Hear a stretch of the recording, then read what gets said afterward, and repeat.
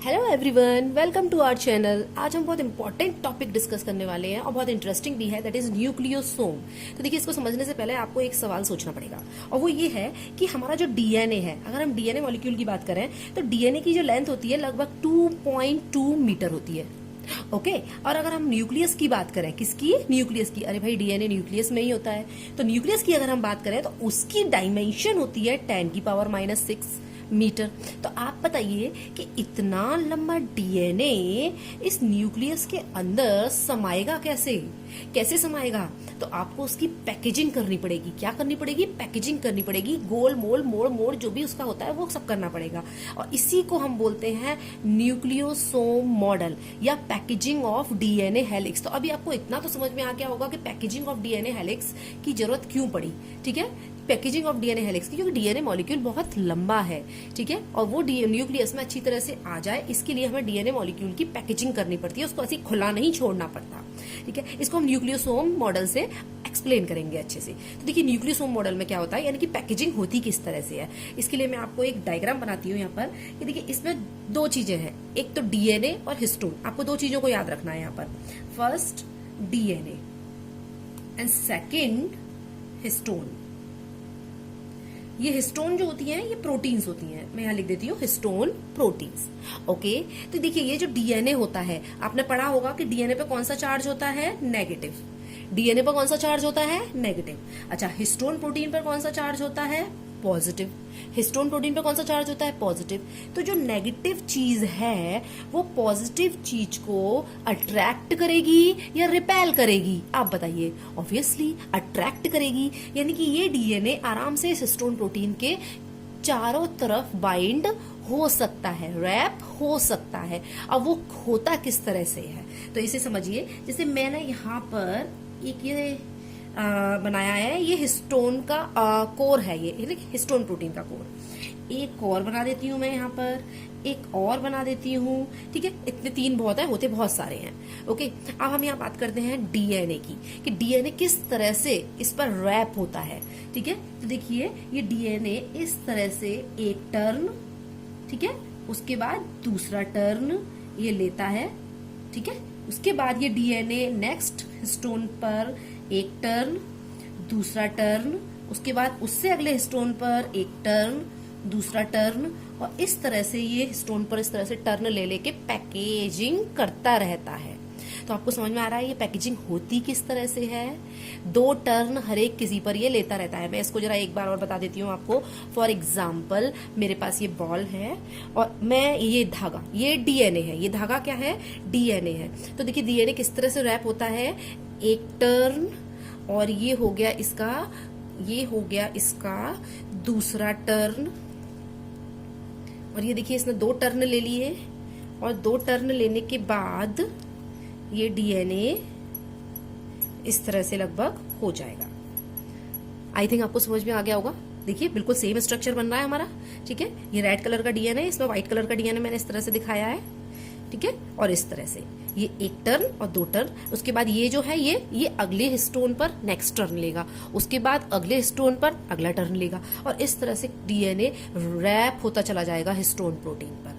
इसी को बोलते हैं packaging of DNA helix. But केवल इतने से काम नहीं चलेगा, अभी आपको क्या क्या पढ़ना है। देखिए, डीएनए के बारे में आप ऑलरेडी सब कुछ पढ़ चुके हैं, इसलिए इसके बारे में मैं कुछ नहीं बताने वाली।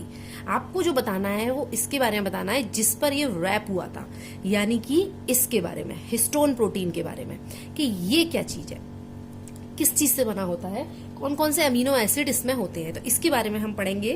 तो सबसे पहले हम यहाँ पर हिस्टोन प्रोटीन के बारे में पढ़ेंगे, यानी कि ये, इसको बोलते हैं कोर ऑफ हिस्टोन प्रोटीन। क्या कहते हैं इसको? Core of histone protein. मैं यहाँ पर एक अलग से बना लेती हूँ। देखिए, ये जो स्ट्रक्चर है, इस स्ट्रक्चर को मैं अलग से बना देती हूँ, थोड़ा हाईलाइट करके। तो ये हमारा,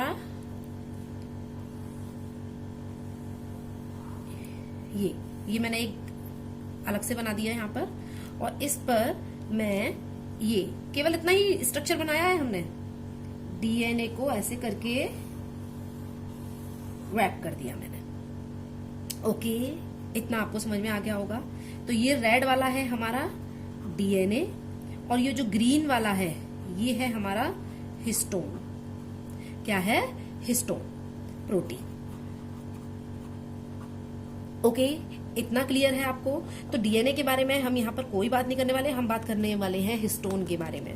ठीक है, तो इसका ये जो गोला गोला सा है, ठीक है, इसको हम बोलते हैं कोर। क्या कहते हैं इसे? Core of histone. क्या बोलते हैं इसे हम? Core of histone protein. Okay, और डीएनए इस तरह से यहाँ पर 2 टर्न लेता है। कितने टर्न लेता है? 2 टर्न। तो अभी हम बात करते हैं इसके बारे में कि इसमें कौन कौन सी हिस्टोन प्रोटीन होती हैं। ठीक है, तो इसके बारे में हम यहाँ पर बात करते हैं कोर के बारे में कि इसमें कौन कौन सी प्रोटीन होती है। याद रखिए, बहुत इंपॉर्टेंट, मेडिकल पर्पज से भी, बोर्ड के एग्जाम से भी, इसमें कौन कौन सी हिस्टोन प्रोटीन होती है। देखिए, इसमें हिस्टोन होती है H2A, H2B, H3 and H4। इनके नाम H से क्यों रखे गए हैं? क्योंकि हिस्टोन है ना, हिस्टोन H से स्टार्ट होता है ना। ठीक है, हिस्टोन का H है ना, इसलिए H से रखे गए हैं। ठीक है, और 1 2 3 4 इस तरह से रखे गए हैं। तो 2 H2A, H2B, H3 and H4। चलिए, अब देखिए आप, इसमें H2A भी 2 होंगे इसमें। ठीक है, H2B भी 2 होंगे, H3 भी, H4 भी, यानी कि ये सब कितने होंगे? 2 होंगे। तो टोटल कितने हो गए भाई? ये हमने 4 लिखे हैं और इन सब के हमने बोला है 2 होंगे, तो यानी कि टोटल 8 हो गए। टोटल कितने हो गए? 8। अब आपने केमिस्ट्री में पढ़ा होगा, जहां 8 कार्बन होते हैं उसे ऑक्टा बोलते हैं। ऑक्टा बोलते हैं। तो यहां भी आप इसका नाम कुछ ऑक्टा से ही स्टार्ट करिए। तो इसका नाम हो जाएगा, इस पूरे कोर का नाम हो जाएगा हिस्टोन ऑक्टामर। क्या कहेंगे हम इसे? Histone octamer. यहां मैं अलग से भी लिख देती हूं, हिस्टोन ऑक्टामर।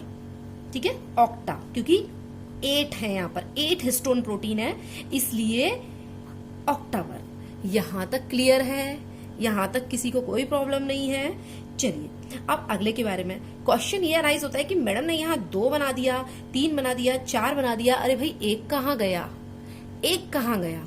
ठीक है, तो उस 1 के ऊपर आ जाइए कि वो 1 आया यहाँ पर। अरे भाई, जब डीएनए को आपको यहाँ सील करना पड़ेगा, वरना क्या होगा कि जैसे मैंने अभी ये धागा इस पर इस तरह से रैप किया था, अगर मैं इस धागे को यहाँ पर सील नहीं करूंगी, 1 मिनट, अगर मैं इस धागे को यहाँ पर सील नहीं करूंगी तो ये तो खुल जाएगा। ठीक है, तो उसी तरह से यहाँ पर आपको सील करना पड़ेगा इसको, ताकि ये खुले ना। ठीक है, और जब जरूरत हो जब भी खुले। ठीक है, फालतू में ना खुले। तो इसको हम बोलते हैं, यहाँ जो हमने यहाँ पर H1 पूछ रहे थे ना, 1 कहाँ गया? वो 1 यहाँ गया, H1। ठीक है, इसको हम, क्योंकि ये सील करने का काम कर रहा है, इसलिए हम इसे सीलिंग प्रोटीन भी कहते हैं। है ये हिस्टोन ही है, ये हिस्टोन, बट इसे सीलिंग प्रोटीन नाम भी दिया है ये हिस्टोन ही। तो आप एक चीज समझिए कि ये बहुत इंपॉर्टेंट है, याद रखना है आपको मेडिकल पर्पज से भी, कि जो H1 है वो हिस्टोन ऑक्टामर या कोर के अंदर नहीं होता। हिस्टोन ऑक्टामर या कोर का पार्ट नहीं है, H1 अलग से होता है यहाँ पर। ठीक है, वेरी वेरी वेरी इंपॉर्टेंट। ठीक है, तो हमने देखिए यहाँ पर हिस्टोन प्रोटीन के कोर के बारे में पढ़ लिया। ठीक है, और उसके डीएनए के। अच्छा, एक चीज और यहाँ पर कि डीएनए ये जो 2 टर्न लेता है। ठीक है, देखिए डीएनए जो होता है वो बेसिस से मिलकर, नॉर्मली न्यूक्लियोटाइड होते हैं, उसमें बेस होते हैं ना, A, G, T, C, आपने पढ़े होंगे ये सारे बेसिस। तो लगभग ये जो 2 टर्न है, इसमें लगभग कितने बेसिस आ जाते होंगे? तो मैं आपको बता दूं कि यहां से लेके यहां तक ये जो पूरा टर्न है, इसमें 200 बेसिस आ जाते हैं। कितने बेस आ जाते हैं? लगभग 200 base pair. Okay, 200 base pair लगभग इसमें आ जाते हैं। ये पूरा स्ट्रक्चर इस तरह से पैकेज हो जाता है हिस्टोन प्रोटीन से। ठीक है, negatively charge DNA, positively charge protein से। अब बहुत इंपॉर्टेंट टॉपिक जो हम आपको बताने वाले हैं, अलग से नोट कराने वाले हैं। ठीक है, ये जो हिस्टोन प्रोटीन है, ठीक है, ये जो हिस्टोन प्रोटीन है, इनका देखिए प्रोटीन है तो प्रोटीन अमीनो एसिड से मिलकर बना होगा। ओके, अमीनो एसिड्स ही मिलकर प्रोटीन बनाते हैं। आपने 11वीं क्लास में भी पढ़ा है, और मेरी जो वीडियोस पढ़ी है ट्रांसक्रिप्शन ट्रांसलेशन, इसमें भी हमने आपको बताया है कि जो अमीनो एसिड्स होते हैं वो हिस्टोन प्रोटीन बनाते हैं। ठीक है, हम और थोड़ा डीप जा रहे हैं। Proteins are made up of amino acid. तो ये जो हिस्टोन प्रोटीन है ये भी अमीनो एसिड से मिलकर बनी होंगी। तो इसमें मैं आपको 2 बहुत इंपॉर्टेंट अमीनो एसिड बताने वाली हूँ। ठीक है, 1 is arginine and second is lysine। बहुत इंपॉर्टेंट है, आपको याद रखना है ये दो जो अमीनो एसिड हैं एक्चुअली ये बेसिक होते हैं। ये कैसे अमीनो एसिड होते हैं? Basic amino acid. और हिस्टोन प्रोटीन में ज्यादातर यही अमीनो एसिड होते हैं। मैं ये नहीं कह रही कि और नहीं होते, होते हैं, बट रिच होता है ये जो दो अमीनो एसिड ये ज्यादा रिच होते हैं, सबसे ज्यादा यही होते हैं, तो यही सबसे ज्यादा होते हैं। इसलिए जो हिस्टोन प्रोटीन है उसका नेचर बेसिक होता है, क्योंकि उसमें बेसिक अमीनो एसिड्स आर्जिनिन और लाइसिन बहुत ज्यादा होते हैं। ठीक है, बहुत इंपॉर्टेंट क्वेश्चन है ये, बहुत इंपॉर्टेंट। तो इस तरह से हमने हिस्टोन प्रोटीन का पूरा बना दिया। अब देखिए, अगर जब हम इलेक्ट्रॉन ये तो मैंने बहुत ज्यादा जूम करके आपको दिखाया है, बट अगर हम नॉर्मली इलेक्ट्रॉन माइक्रोस्कोप से जब डीएनए को हम देखते हैं तो ये जो गोल गोल है ये आपको ऐसे डॉट डॉट दिखाई देगा। ठीक है, और ये जो डीएनए है बीच का ये आपको कुछ ऐसा दिखाई देगा, तो ये ऐसा लगेगा बीट्स ऑन अ स्ट्रिंग। ठीक है, इसलिए हम इस स्ट्रक्चर को beads on a string structure भी कहते हैं। ठीक है, इसलिए हम इसे क्या बोलते हैं? Beads on a string structure. Okay, इसे हम beads on a string structure भी कहते हैं। तो इस तरह से हमने न्यूक्लियोसोम का पूरा पढ़ लिया है। एक बार और फिर से हम रिवाइज कर देते हैं। देखिए, डीएनए के ऊपर नेगेटिव चार्ज होता है, हिस्टोन प्रोटीन के ऊपर पॉजिटिव चार्ज होता है। DNA wrapped around the histone protein and this structure is known as nucleosome. ठीक है, यहां पर अगर हम एक की बात करें तो ये हमने एक न्यूक्लियोसोम बनाया है, ए न्यूक्लियोसोम। ठीक है, ये पूरा डीएनए और इसमें histone protein, DNA plus histone. ठीक है, इसको हम बोलेंगे एक न्यूक्लियोसोम। वेरी इंपॉर्टेंट, याद रखिए आप, एक न्यूक्लियोसोम किसे बोलेंगे? डीएनए और हिस्टोन का ये जो पूरा एक बना हुआ है ये न्यूक्लियोसोम। तो एक न्यूक्लियोसोम, दो न्यूक्लियोसोम, तीन न्यूक्लियोसोम, चार न्यूक्लियोसोम, ऐसे बहुत सारे न्यूक्लियोसोम होते हैं। ओके, इसमें आपको याद रखना है कि ये जो गोल गोल है जिसे हम कोर बोलते हैं, और इसमें हिस्टोन प्रोटीन कौन कौन सी होती है? H2A, H2B, H3, H4। ठीक है, ये सब दो होती हैं, तो टोटल हो गई 8। टोटल कितनी हो गई? 8। इसलिए हम इसे हिस्टोन ऑक्टामर कहते हैं। तो कोर में कितनी प्रोटीन हो गई? कोर को हम हिस्टोन ऑक्टामर भी कहते हैं। कोर में ये प्रोटीन हो गई। अब इसमें से H1 कहाँ गई? H1 यहाँ आ गई, जो इस डीएनए को इससे ऐसे करके सील करके रखती है। ठीक है, जोड़ के रखती है, इसलिए हम इसे सीलिंग प्रोटीन भी कहते हैं। एक न्यूक्लियोसोम में लगभग कितने बेस पेयर डीएनए के हो सकते हैं? 200 बेस पेयर डीएनए के हो सकते हैं। और हिस्टोन प्रोटीन न्यूक्लियोसोम में ऐसा स्ट्रक्चर रिप्रेजेंट करती है, अगर इलेक्ट्रॉन माइक्रोस्कोप से देखें, जो ऐसा लगता है beads on a string structure. कैसा लगता है? Beads on a string structure. Histone protein में कौन से अमीनो एसिड सबसे ज्यादा होते हैं? That is arginine and lysine. Arginine और लाइसिन ये बेसिक अमीनो एसिड हैं जो हिस्टोन प्रोटीन में सबसे ज्यादा होते हैं। और इस तरह से हमने आपको समझाया न्यूक्लियोसोम। आई थिंक आपको समझ में आ गया होगा।